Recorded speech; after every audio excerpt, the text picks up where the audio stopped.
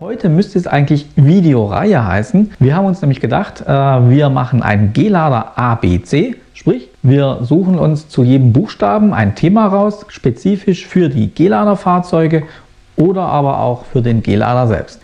Anfangen tun wir heute natürlich mit A wie, ihr seht es da schon, Auslasshälfte. Das nächste, was direkt ins Auge sticht, ganz klar die Oberfläche.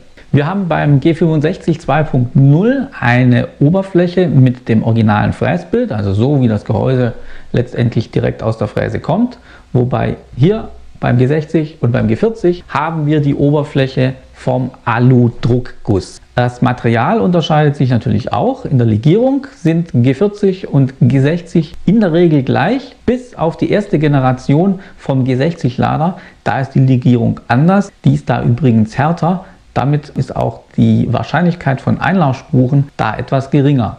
Und bei uns, wie gesagt, das wird aus dem vollen komplett herausgefräst. Im Inneren vom G40-Lader die Kammertiefe, also vom Boden oder von der Lauffläche bis nach oben gemessen. Die Kammertiefe haben wir 40 mm, wie der Name schon sagt. Beim G60 haben wir hier, nein, keine 60, sondern um genau zu sein, nur 59,5 mm. Und beim G65, nein, es sind auch keine 65, es sind 63 mm. Genau identisch zwischen G40 und G60 ist hier drinnen auch der Lagersitz sowie die 6 Streben hier im Auslass. Da ist kein Unterschied, das ist bei diesen beiden genau gleich. Bei unserem G65 haben wir hier nur 3 Stege. Das hat zum einen den Vorteil, dass die Öffnung etwas größer ist, also sprich, dass mehr Luft durchströmen kann, dass einfach weniger Widerstand ist, und auch fertigungstechnisch ist es einfacher, nur drei Stege herauszuarbeiten als 6.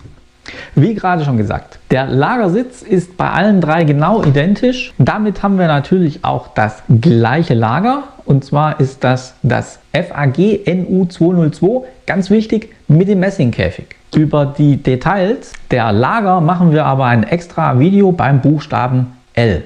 Ja, wenn das Lager das gleiche ist, dann ist auch der Wellendichtring hier auch der gleiche, war nie anders, bei allen 3 immer der gleiche Wellendichtring. Die Dichtleistenführung, die Nut, ist von den Abmessungen von der Länge auch in allen 3 Gehäusehälften gleich. Somit auch die 2 Dichtleisten in der Auslasshälfte sind die gleichen, und zwar die Sinti-mit-Dichtleiste ist da verbaut worden. Darunter liegt dann natürlich auch in allen 3 genau die gleiche Wellfeder. Ich denke, die Auslasshälfte, sprich den Buchstaben A, haben wir im Groben mal erklärt. Wenn ihr für die weiteren Buchstaben vom Alphabet Vorschläge und Ideen habt, was mit G-Lader-Fahrzeugen und dem G-Lader selbst zu tun hat, dann schreibt das bitte unter das Video in die Kommentare. Bei manchen Buchstaben wird es nämlich, glaube ich, ganz schön kompliziert und schwierig, da ein passendes Thema zu finden. Ja, über ein Abo und ein Like würde ich mich freuen, und wir sehen uns dann schon bald zum nächsten Buchstaben, und zwar zum B. Bis dahin, macht's gut. Ciao.